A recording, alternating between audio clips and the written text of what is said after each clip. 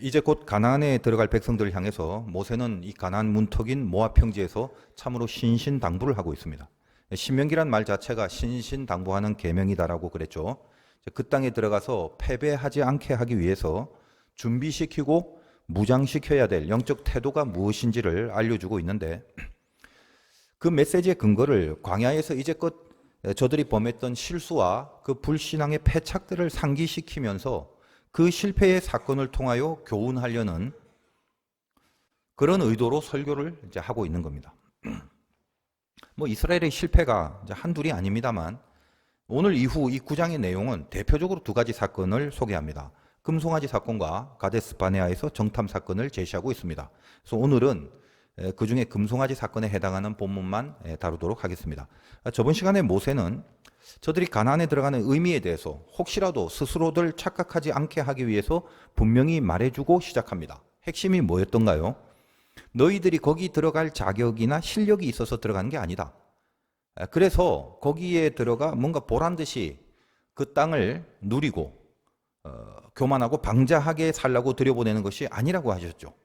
너희는 하나만 잘하면 된다. 하나를 잘하라고 그럽니다. 뭐죠? 정말 그 은혜를 알고 그 은혜로 구원을 받은 자라면 그 땅은 어떤 상황이라도, 다시 말하면 오늘날 우리에게는 신자에게 주어진 상황이 그 어떤 상태일지라도 거기서 하나님의 자녀답게 만들어지기 위해서 자기 안에서 뽑아낼 것을 뽑아내야 하는 미션이 있다는 것, 그것을 가장 제일 되는 목적으로 삼아야 된다는 것, 그 메시지를 주셨죠. 그래서 하나님은 이스라엘에게 악을 쫓아내라 라고 성경을 통해서 말씀을 하셨던 겁니다. 그 목적으로 가나안에 들여보낸다라고 하셨습니다. 자, 이런 말씀을 듣고 있으면 지금 여러분 안에 어떤 마음의 작업들이 일어나고 있는지 참 궁금합니다. 뭐 솔직히 궁금하기보다는 대충 다 알고는 있습니다. 다시 정리를 한번 해볼 테니까 여러분 마음에 무슨 작업이 일어나는지 한번 스스로 확인해 보시기 바랍니다. 자, 이스라엘은 그들이 의에 대해서 어떤 조건이나 실력이 갖추어져서 그 땅에 들어가서 누릴 걸 누리는 것이 아니라 하나님이 그 땅에 들여보내 주심은 그들에게 있어서 뽑아낼 것이 있기 때문에 들여보내신 것이다. 지금 이 내용을 전해드렸습니다.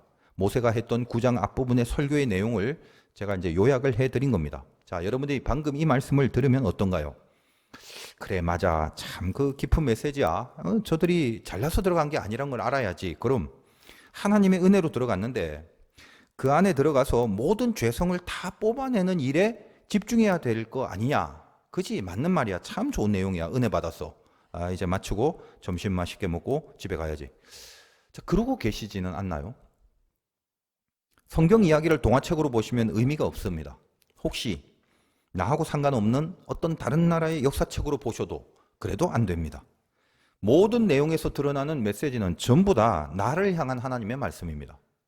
내 안에 심어 넣어서 꽉꽉 밟아서 안에서부터 이 말씀의 씨앗이 생명의 싹으로 이렇게 움트게 만들어내야 되는 겁니다. 지금 우리에게 이 성경의 말씀을 한번 적용시킨다면 어떤 겁니까? 가나안으로 인도함을 받는 이유에 대해서 계속 말씀하고 있는데 지금 한번 적용을 해볼까요? 여러분이 편안하게 앉아있는 이 자리까지 하나님은 인도해 오셨습니다. 은혜로 우리들을 인도하여 데리고 오셨습니다. 자, 그런데 혹시라도 오늘 예배를 안 드리고 있는 저 세상에 안 믿는 사람들을 향해서 우리가 단지 지금 여기에 앉아 있다는 이유 하나만으로 뭔가 저들과 차원이 달리 훨씬 더 높은 수준의 어떤 내용을 갖췄기 때문에 지금 여기에 있다라고 생각을 하시면 안 된다는 겁니다. 그러면 뭔데요? 우리가 오늘 저 세상의 사람들과 달리 지금 여기 앉아 있는 이유와 의미는 뭔가요? 말씀을 통해서 확실하게 가르쳐 주시지 않았습니까? 우리 안에 뽑아낼 악한 죄들을 위해서 여기 있는 겁니다. 그러니까 세상 사람들과 우리들 사이에 서로 악한 내용을 가지고 경쟁을 한다면 누가 더 악한 모습이 많을까요? 이젠 여러분이 스스로 다들 잘 아시겠지만 교회 다닌다고 뭐 덜 악하고 교회 안 다닌다고 더 악하고 그런 건 없다는 거 아시죠? 인간 다 악합니다. 그러므로 누가 더 악하나 이제 그런 부분을 따질 필요나 의미는 없습니다. 단지 제일 중요한 건 하나뿐입니다. 적어도 이 자리에 나와 있다면 인도하심을 받은 건데 세상과 비교하여 내가 얼마나 더 악한지 혹은 덜 악한지 그런 거 따지지 말고 지금 내 안에 있는 그 악, 내 속의 죄, 이걸 뽑아내게 하시려고 이 자리에 앉히게 하신 것임을 그것에만 집중하시라는 겁니다. 모세의 신신당부를 지금 내 안에 심어야 하는 겁니다.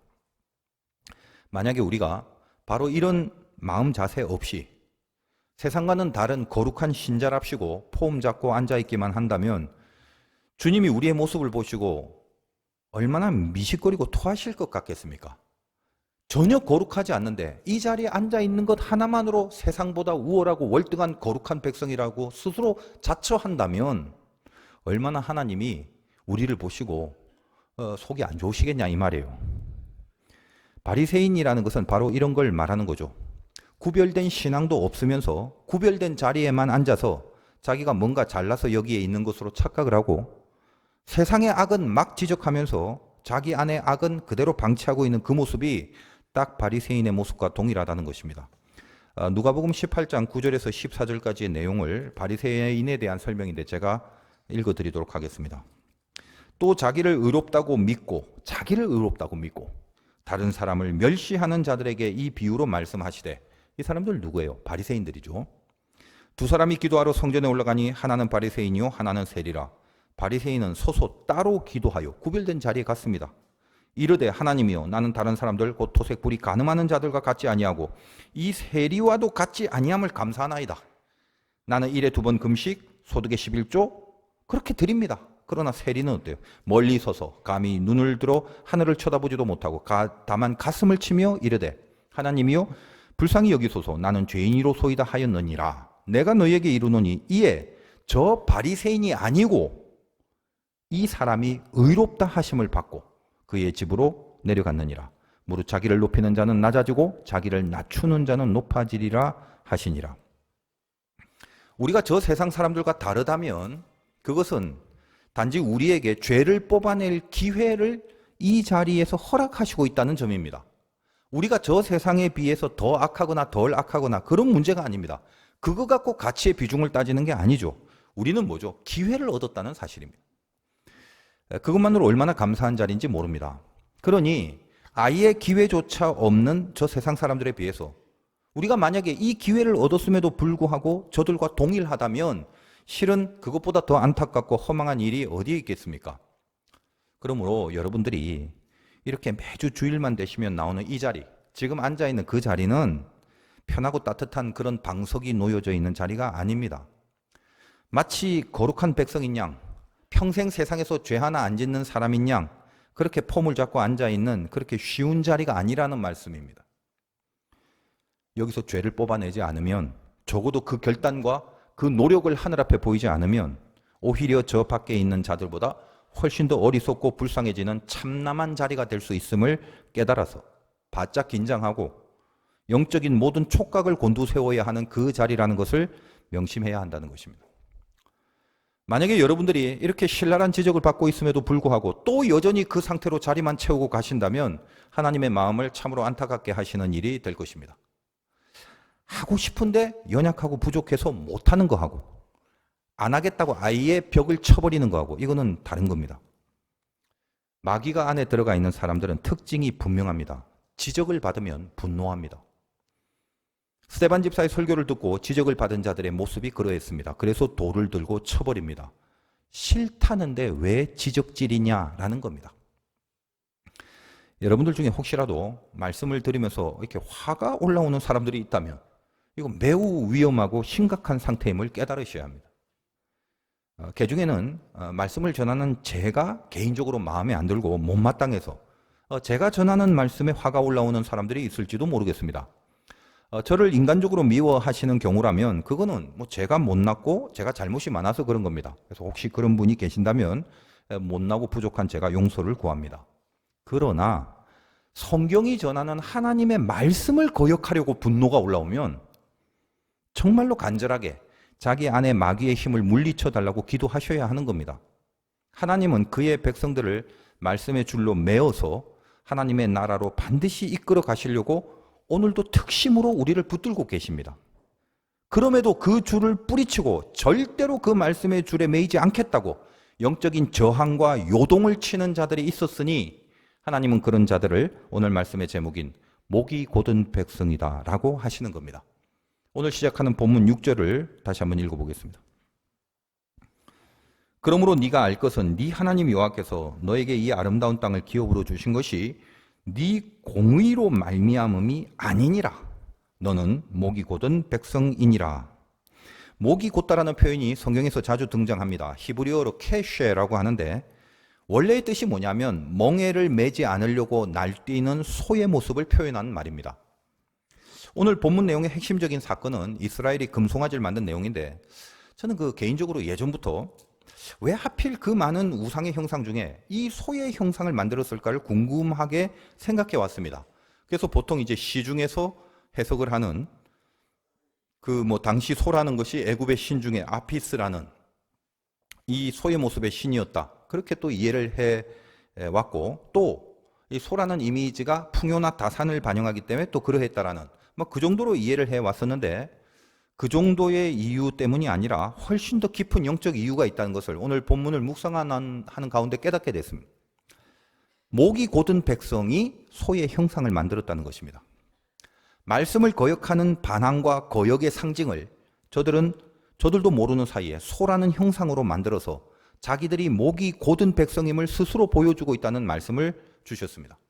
목이 곧은 백성들, 그리고 그들이 만든 멍에 매지 않는 소, 목이 곧다라는 것 자체가 멍에를 매지 않으려고 발악을 하는 소의 모습과 같은 단어이기 때문에 이 두 개가 영적인 맥락을 같이 하고 있는 장면이 되는 것입니다.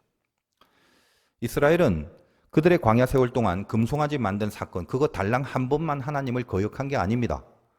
7절을 한번 보겠습니다. 너는 광야에서 네 하나님 여호와를 경노하게 하던 일을 잊지 말고 기억하라. 네가 애굽 땅에서 나오던 날부터 이곳에 이르기까지 늘 여호와를 거역하였으되, 출애굽에서 시작해서 지금까지 40년입니다. 늘입니다. 이게 지금 남의 얘기가 아니에요. 우리 중에 예수 믿고도 늘 하나님을 거역하는 삶을 살아오지 않았는지 한번 스스로 생각해 보셔야 하는 겁니다. 그 거역의 하이라이트가 바로 금송아지 사건이었습니다. 그것을 호렙산 사건이라고 하는 겁니다. 구약에서 호렙산은 신의 산과 같은 개념입니다. 8절을 읽겠습니다. 호렙산에서 너희가 여호와를 경노하게 하였으므로 여호와께서 진노하사 너희를 멸하려 하셨느니라. 다시 말씀드립니다만 실력이 안 돼서 못하는 것은 봐줄만 합니다. 마음은 원이로되 육신이 약하여. 그런 차원은 신앙의 한 과정입니다. 그러나 하나님을 지금 경노케 한 것은 이스라엘이 부족하고 연약해서 잘 하려고 했는데 순종의 실력이 없기 때문에 생겨진 진노가 아닙니다. 목이 곧은 거, 그 이유 때문입니다. 무슨 말인가요? 아예 애초부터 거역의 자세로 맞서고 있다는 사실입니다. 우리가 출애굽의 이 사건의 배경을 상식적으로 좀 알고 있지 않습니까? 자, 저들이 모세로 하여금 하나님 말씀을 받아오라고 했습니다. 당신은 하나님과 대면해서도 안 죽으니까 가서 말씀 받아오면 우리가 잘 따를게요. 하나님도 저들의 그 뜻을 좋게 여기시고 40일 동안을 호렙산에서 모세에게 말씀을 주십니다. 물론 그 전에 구두로 주셨던 말씀들도 있지만 이번 40일 지난 후에는 십계명 같은 경우에는 아예 돌판에 친히 새겨져 그렇게 주셨습니다. 자, 이스라엘은 그렇게 말을 해놓고도 그 말씀을 받아서 지키려고 노력을 하기도 전에, 노력하다가 힘이 딸리는 것은 어쩔 수 없겠지만 말씀을 아예 받기도 전에, 돌판이 오기도 전에 밑에서 소를 만들었습니다. 무슨 말인가요? 아예 거역하는 겁니다. 자기들의 운명의 목을 하나님의 말씀에 걸고 살지 않겠다는 겁니다. 이스라엘의 백성의 인도하심은 그 광야에서 하나님의 말씀에 매여서 말씀이 따라가는 길을 가는 것이 인도하심인데 그들은 그들의 운명을 말씀에 걸지 않겠다라는 것입니다. 신의 산에서 말씀을 주신 그 하나님이 아니라 그 말씀과 상관없이 우리가 좋아서 만든, 그래서 우리 맘대로 살아도 되는, 그렇게 할 수 있는 신이 하나님이라고 하자는 겁니다. 이제 저들의 인생이 하나님께 매이지 않습니다. 내 목줄을 하나님이 끌어가는 그런 인생 안 살겠다는 말입니다. 내가 내 좋아하는 대로 내 직성에 맞춰서 살아가는 거, 그것만이 우리의 신이라고 말하는 겁니다. 그것이 신으로서의 의미가 있다라고 하는 겁니다. 그렇다면 그걸 하나님이라고 하든 산신령이라고 하든 바알이라고 하든 아세라라고 하든 소라고 하든 상관없이 우리의 신이라고 하는 겁니다. 말씀과는 상관없는 신, 말씀으로 통치하고 끌어가지 않는 그런 신을 자기들의 신으로 삼겠다는 근본적인 거역이었습니다. 13절까지가 방금 말씀드린 그 내용입니다. 먼저 12절을 한번 보겠습니다. 내게 이르시되 일어나 여기서 속히 내려가라. 하나님이 모세에게 하는 말씀입니다. 네가 애굽에서 인도하여 낸 네 백성이 스스로 부패하여 내가 그들에게 명령한 도를 속히 떠나 자기를 위하여 우상을 부어 만들었느니라. 그 모습을 보시고 모세에게 한 말인데 여기서 스스로 부패했다라고 이야기를 합니다. 다시 말해서 노력을 하려고 하는 마음이 있는데 힘이 딸린 게 아니라 아예 스스로 거역을 했다는 겁니다. 그래서 그 도를 떠나버린 거죠. 도는 말씀입니다. 말씀을 걸지 않습니다. 그래서 자기를 위하여 우상을 만들었다는 겁니다. 그래서 이 모든 장면을 묵도한 하나님의 총평은 13절에 나옵니다. 13절 보겠습니다. 여호와께서 또 내게 말씀하여 이르시되 내가 이 백성을 보았노라. 보라 이는 목이 곧은 백성이니라. 바로 이것이 목이 곧은 백성의 정체입니다. 하나님은 모세에게 이스라엘을 이제 다 진멸하고 아예 다 없애버리시겠다고 하셨습니다. 진노가 극에 달하신 거죠. 모세는 자기가 가지고 내려온 10계명의 돌판을 지금 그들의 목전에서 깨트려 버렸습니다. 계약이 파기된 것을 의미합니다. 계명을 갖고 내려왔는데 거기에 이 계명을 애초부터 거역하려는 소의 모습, 이 말씀의 줄을 절대로 매지 않겠다라는 이스라엘의 백성의 모습이 정면에서 보여지는 그 자리에서 모세는 이 돌판을 깨트릴 수밖에 없는 거였죠. 이제 이스라엘은 하나님과 관계없는 족속이 되어버린 겁니다. 그리고 나서 모세는 금식하며 백성들을 위해서 하나님 앞에 중보의 기도를 합니다. 이 중보의 기도하는 모든 내용이 14절에서 21절까지 내용입니다. 우리가 출애굽기를 통해서 알다시피 이 모세의 중보의 역할이라는 것은 그리스도의 죽음의 중보자, 그것을 예표하는 메시지가 되어주는 거죠. 하나님과 인간 사이에 주님이 중개자가 되는 것처럼 이스라엘과 하나님 사이에 모세가 지금 중보자가 되는 메시지가 서려 있는 것입니다. 그 애절한 중보의 내용과 메시지에 대해서는 젊은이 예배가 요즘 출애굽기 설교하고 있는데 출애굽기 32장 어간의 부분을 참고하시면 됩니다. 거기서는 이 사건에 대한 하나님의 심정을 중심으로 제가 설교한 내용이 있습니다. 그러나 이제 오늘 신명기에서는 모세한테 초점을 둬갖고 어떤 메시지를 주는지 그걸 이해해야 할 것입니다. 14절에서 21절까지는 얼핏 보면 그 아주 간단한 주제를 말하고 있는 것처럼 여겨집니다. 한두 번 읽으면 어떤 느낌이 드냐면 너희들 이제 다 죽게 되었는데 야 내가 금식하고 기도해서 다 살려낸 거야. 알기나 하냐? 뭐 그런 느낌이 들 수도 있습니다. 17절과 19절입니다. 모세의 생색이 주제는 아닐 것인데도 그런 느낌이 듭니다. 17절 내가 그 두 돌판을 내 손으로 들어 던져 너희 목전에서 깨트렸노라. 그리고 내가 전과 같이 40주 40야를 여호와 앞에 엎드려 떡도 먹지 아니하고 물도 마시지 아니하였으니 이는 너희가 여호와의 목전에 악을 행하여 그를 경노하게 하여 크게 죄를 지었습니다. 여호와께서 심히 분노하사 너희를 멸하려 하셨으므로 내가 두려워하였노라. 그러나 여호와께서 그때도 내 말을 들으셨고 20절도 한번 보겠습니다. 여호와께서 또 아론에게 진노하사 그를 멸하려 하셨으므로 아론이 책임자였지 않습니까? 내가 그때에도 아론을 위해서 기도하고 뭐죠? 지금 이스라엘 백성들에게 모세가 무슨 얘기를 하는 것입니다. 내가 다 살려냈다. 내 덕인 줄 알아라. 그런 주장을 하는 것이겠습니까? 모세가 이제 늙음하게 뭔가 이 자기 자랑을 좀 하려고 이런 내용을 생색내면서 말하는 건 아니죠. 이제 10장에 가면 조금 더 자세히 나오지만 일단은 이렇게 목이 곧은 백성에게 모세가 전해주고 싶은 메시지가 무엇이었겠는가? 그들의 그 목이 곧은 그 상태를 어떻게 변화하고 고칠 것인가가 모세의 타켓이었기 때문에 자기 자신의 모습을 통해서 그 가르침을 주려고 하는 의도가 있습니다. 목이 곧다는 것은 말씀드렸다시피 말씀의 줄에 매여 살지 않겠다는 것을 말합니다. 여러분 왜 그런가요? 여러분 하나님의 말씀의 줄에 꽉 매여서 살길 원하십니까? 아니면 좀 그 힘들고 깝깝하고 그러니까 좀 내 마음대로 살고 싶은 마음이 계십니까? 은혜의 정도에 따라 좀 다르겠지만 우리 모두 마찬가지입니다. 근본적으로 우리는 하나님의 말씀을 따르지 않는 것을 훨씬 더 좋아라 하는 본성을 갖고 태어납니다. 악하고 죄성 때문에 그렇게 그 본성이 그렇게 된 것이죠. 말씀을 좋아하지 않는 그런 죄인의 본성 때문입니다. 난 지금 말씀이 좋은데요. 그 사람은 은혜 속에 붙들렸기 때문이고요. 그것이 이제 근본적인 이유지만 한 단계 조금 더 나아가서 결국은 저 이스라엘 백성들이 이 험한 광야를 살아가면서 생존 본능이라는 게 있을 건데 말씀을 따르고 살기에는 승산이 없어 보이는 판단 때문입니다. 목이 곧다는 표현을 출애굽기 32장에서는 목이 뻣뻣하니라고도 표현을 합니다. 그러니까 뻣뻣하다. 목에 뭔가 힘을 준다라는 의미에서 보통 이 표현을 사람이 교만하면 안 돼라고 하는 그 교만으로 이해를 합니다만 뭐 그것도 틀리진 않지만 조금 더 정확한 것은 뭐냐면 교만이라기보다는 내가 매이지 않으려고 하는 고집을 말하는 겁니다. 그래서 말씀드렸다시피 히브리어로 캐쉐라는 단어를 사용하는 것입니다. 소가 멍에를 매지 않으려고 날뛰는 거죠. 그럼 여러분 잘 한번 생각해 보십시오. 지금 목이 곧은 백성이 결국 나이고 이것을 어떻게 고칠까를 우리가 교훈받기 위하여 지금 이 본문을 묵상하는 겁니다. 모세가 그 의도로 그 뒷부분에 자기 자신의 모습을 저들에게 가르쳐 줬고요. 자, 저들은 애굽에서 400년을 노예로 살다가 애굽을 탈출합니다. 가진 게 있는 것도 아니고 막강한 군사력이 준비된 것도 아닙니다. 그저 달랑 하나, 하나님의 인도하심, 그리고 하나님이 던져주신 말씀, 그거 하나인데 그 말씀을 따라서 눈에 보이지도 않는 가나안을 향해서 진군한다는 것이 얼마나 불안하고 두려웠겠습니까? 저들의 깊은 내면에서는 그 40년 동안 한 가지 화두가 있었을 뿐입니다. 어떻게 살아야 한단 말인가? 그거죠. 하나님은 무조건 말씀으로 살라고 합니다.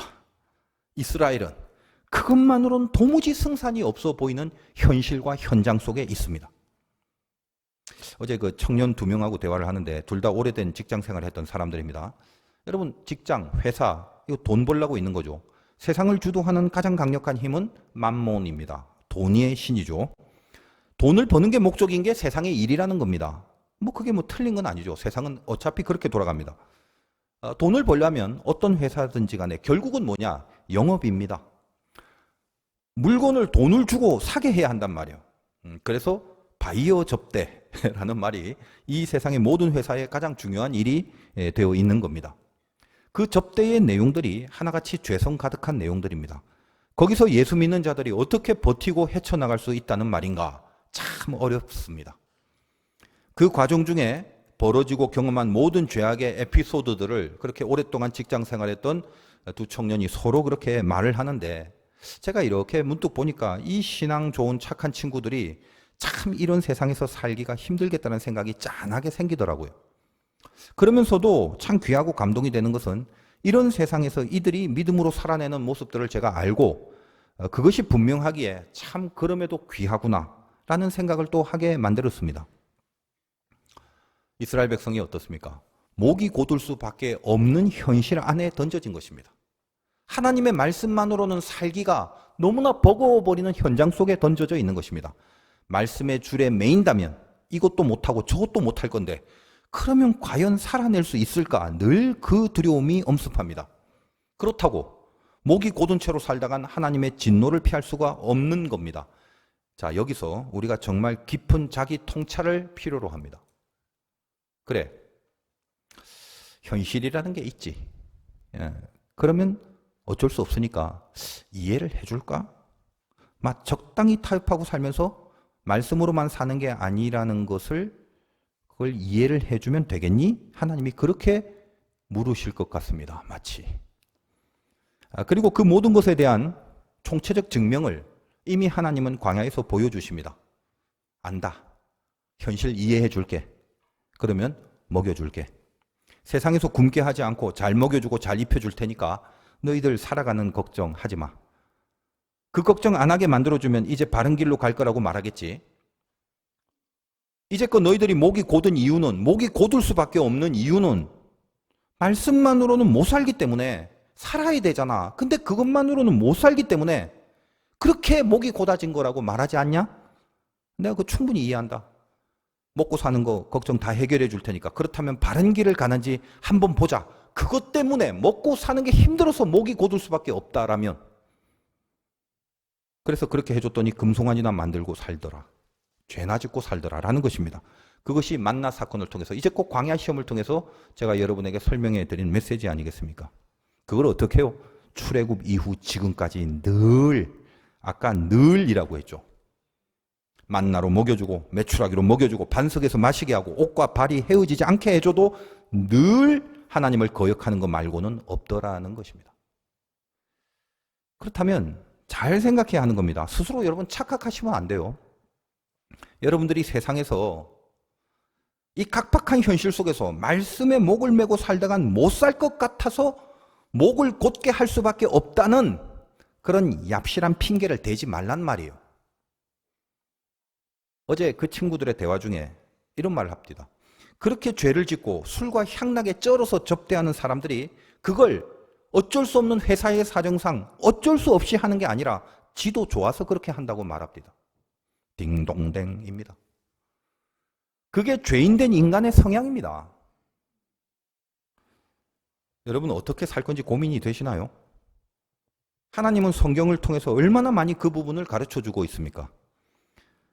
하나님이 앞서 나가신다고 하시지 않습니까? 다 잊어버리셨나요? 9장 3절 보겠습니다. 오늘 너는 알라. 네 하나님 여호와께서 맹렬한 불과 같이 네 앞에 나아가신 즉 우리가 살아가는 법은 바로 이겁니다. 그냥 이거 하나입니다. 하나님이 앞서가시게 하는 거죠. 내 목이 곧아서 하나님의 말씀의 줄에 매이지 않고 이것을 거역하면 이 앞서가시는 역사를 만날 수 없게 됩니다. 여러분의 인생관이 바로잡혀야 되는 거예요. 이 나이 들어서 무슨 인생관이요? 아니요. 죽을 때까지, 죽기 직전까지라도 내가 신앙의 이름으로 확보해야 될 것은 내 인생관입니다. 어떻게 살 것인가? 어떻게 해야 되나요? 나중에 다시 살펴보겠지만 이 부분에 대한 해결책을 신명기 10장 16절에서 제시하고 있습니다. 한 장 넘기시면 신명기 10장 16절입니다. 목이 곧은 거 어떻게 해결할까? 그러므로 너희는 마음의 할례를 행하고 다시는 목을 곧게 하지 말라. 다시는 목을 곧게 하지 말랍니다. 어떻게 해서? 마음의 할례를 행하고. 우리가 다시 목을 곧게 하지 않으려면 이게 해법인데 마땅히 그래야만 해야 되는데 어떻게 해야 목이 곧아지지 않는다고요? 마음의 할례를 행하랍니다. 여러분 할례라는 건 생식기에 포피를 자라는 일인데 여러 번 말씀드렸다시피 이 할례가 주는 메시지가 무엇이었죠? 유대인은 난지 8일 만에 할례를 행하는데 이거는 인간이 인간의 능력으로 자식을 낳지 못한다는 상징을 그 생식기의 표피를 자름으로 할례라는 걸 통해서 고백을 하는 거예요. 그러므로 할례 후에 낳은 자식은 결국 나는 능력이 없는데 나왔던 자식이라는 의미를 부여하여 이건 내 자식이 아니라 하나님이 주신 하나님의 백성이라는 것을 고백하게 만드는 신앙의 고백이다라고 말씀을 드렸습니다. 그렇다면 마음의 할례라는 건 무엇입니까? 동일하죠. 내가 내 힘으로 살아가는 것이 아님을 믿는 겁니다. 여러분들이 불안한 이유는 상황과 환경이 열악해서가 아닙니다. 잘 생각하세요. 아직도 내가 내 힘으로 사는 것이 인생이라고 생각하기 때문에 영원히 불안하신 겁니다. 그러면 하나님은 뭔데? 하나님 믿는다며 믿죠. 어떻게 믿는 줄 아십니까? 하나님은 내가 내 힘으로 사는 것을 잘 도와주는 도구에 불과한 존재가 되는 거죠. 끝까지 내가 내 힘으로 살 건데 힘 딸릴 때 한 번씩 와서 도움을 달라는 것입니다. 하나님은 그럴 때는 절대로 1순위가 되지 않죠. 나에게 1순위가 아닌 존재로 전락합니다. 그때부터 하나님은 우상의 잡신에 불과한 존재가 되어버립니다. 그래서 우상 섬기는 거예요. 언제쯤 항복을 하시렵니까? 제가 목회를 하면서 이렇게 교인들을 가만 보고 있으니까 이스라엘이 40년 걸렸는데 이게 결코 긴 게 아니라는 생각이 들 때도 있습니다. 40년만이라도 되기만 한다면 그나마 참 다행이고 빠른 거다. 그런 생각이 들더라는 겁니다. 여러분 어떤 사람은요 평생 죽기 직전까지 항복을 안 합니다. 아마 내 힘으로 숨을 쉴 수 없을 때가 되었어야 비로소 내가 내 힘으로 사는 게 아니네라는 것을 고백할지 모르겠습니다. 제가 이런 내용으로 열변을 토한들 여러분이 당장에 항복하지는 못할 겁니다. 그러나 진지한 성찰은 해보셔야 됩니다. 고집 피우지 마세요. 고집은 의지가 강한 게 아니라 그냥 무지한 것뿐입니다. 예수 믿으면 겸손해야 한다고 하지 않습니까? 겸손이 뭐냐? 온유인데 온유가 뭐냐면 이 헬라어로 프라우스라고 하는 이 단어는 원래의 뜻이 야생 동물을 길들이다라는 것입니다. 하나님의 말씀을 목에 걸고 살아가는 자들은 내 힘으로 사는 게 아니라 하나님이 살게 해주심을 믿는 자들을 말하는데 이게 온유의 본질입니다. 여러분 온유란 단어는 모세에게 해당되는 단어지만 윤리, 도덕, 교양의 측면의 단어가 아닙니다. 프라우스, 상당히 거친 단어입니다. 야생의 동물을 길들이는 거예요. 예수 믿으면 온유해야 한다. 뭐 어디서 많이 주워 들어갔고 그래 온유해야지. 그리고 여러분들이 이 온유의 영적 개념을 모르면 온유 매갈이 없이 늘 당하고 지고 밟히고 살아야 된다? 근데 그런 말이 아닙니다. 그건 온유가 아니란 말이에요. 만약에 그런 모습이 온유라면 그리고 신앙이 추구하는 게 그런 모습이라면 여러분 믿음 갖고 살기보다는 우울증 약을 먹고 살면 돼요. 그 약을 먹으면 늘 개슴츠레하고 이렇게 푹 처져서 살게 됩니다. 눈에 총기가 하나도 없게 돼요. 누가 뭐라고 해도 반응을 안 합니다. 반응을 못 하는 거예요. 반응할 힘 자체가 없어집니다. 근데 그런 걸 온유라고 하지 않습니다. 온유는 뭐라고요? 하나님의 말씀을 목에 걸고 사는 자들을 말합니다. 야생 사자가 있는데 그 원래의 힘이 강력해서 닥치는 대로 물어뜯고 다 파괴합니다. 그러다가 조련사에게 길들여지고 훈련이 되어집니다. 프라우스가 돼버려요. 그랬더니 옆에 하룻강아지가 와서 아무리 짖어대도 어린아이가 다가와서 아무리 만져대도 옆집 할머니가 그 사자머리 복잡하게 생겼다고 파마해준다고 고데기로 다 태워버려도 그냥 온순하게 고양이처럼 그렇게 가만히 앉아 있습니다. 그러다가 늑대가 나타나서 아이를 해치려고 하면 조련사가 사자에게 공격하라고 합니다. 그러면 엄청난 힘으로 늑대들을 다 물리치게 됩니다. 자기를 죽이는데 힘을 쓸 줄 아는 거, 그리고 남을 살리는데 힘을 쓸 수 있는 거, 그걸 온유, 프라우스라고 하는 겁니다. 왜 제가 이 온유 얘기를 하냐면 오늘 모세가 모가지가 곧은 이 백성을 향하여 자기의 이야기를 하는 이유가 여기에 있습니다. 모세는 온 지면에 온유한 자라고 그랬죠. 자기 자랑을 하는 게 아닙니다. 왜 온유한지, 이 온유가 있기까지 어떤 식으로 되어 왔는지에 대한 자기 삶을 저들에게 가르쳐 교훈시키려고 하는 거죠. 내 힘이 아니라 하나님의 힘으로 살게 되는 경지가 무엇인지를 보여주는 겁니다. 알다시피 모세는 애굽에서 사람을 쳐서 죽일 정도로 거칠었던 사람입니다. 광야에서 연단받고 나이도 들고 하니까 이제 아무 힘도 없는 상태가 된 것을, 그걸 온유라고 하는 게 아닙니다. 사람을 죽일 힘은 없어지고 사람들을 살릴 힘만 드러나는 것, 그것이 온유라는 걸 가르치는 것입니다. 야생 동물이 길들여지는 겁니다. 무엇을 위해서 어떻게 살 것인가를 알게 되는 겁니다. 예전에는 사람을 죽였지만 지금은 오히려 하나님의 진노를 받아 죽어 마땅한 자들임에도 불구하고 저들을 다시 살리기 위해서 야성의 기도를 합니다. 먹지도 않고 마시지도 않고 그들을 기도로 살리려 합니다. 그 폭발적인 에너지를 온유라고 하는 거예요. 나는 죽고 남을 살리는 에너지가 뿜어져 나오는 걸 온유라고 하는 것입니다. 오직 하나님의 말씀을 목에 걸고 살아가는 자들만이 살아내는 인생의 방법입니다. 그래서 하나님의 마음마저 움직이게 하는 그 힘을 발휘할 수 있는 것, 그것을 온유라고 합니다. 이 온유는 말씀을 목에 걸고 살아가는 자들에게만 보여지는 영광입니다. 21절 마지막 절을 읽겠습니다. 너희의 죄 곧 너희가 만든 송아지를 가져다가 불살라 찢고 티끌같이 가늘게 갈아 그 가루를 산에서 흘러내리는 시내에 뿌렸느니라. 금송아지의 말로가 이거라는 거예요. 너희들 그거 만들 때 그걸로 잘 살 수 있었을 것 같지만 그 실체가 뭔 줄 아냐? 한 줌에 떠내려가는 가루에 불과하다라는 것을 가르쳐 주는 것입니다. 어떻게 살 것입니까? 그 근본적인 인생관이 여러분 하나님 앞에서 분명해져야 하는 것입니다. 말씀을 목에 걸고 있는 자들은 하나님이 불이 돼서 늘 앞서 나가십니다. 그 힘으로 사는 것을 믿음의 인생이라고 하는 것입니다. 승리하시기를 주님의 이름으로 축원드립니다.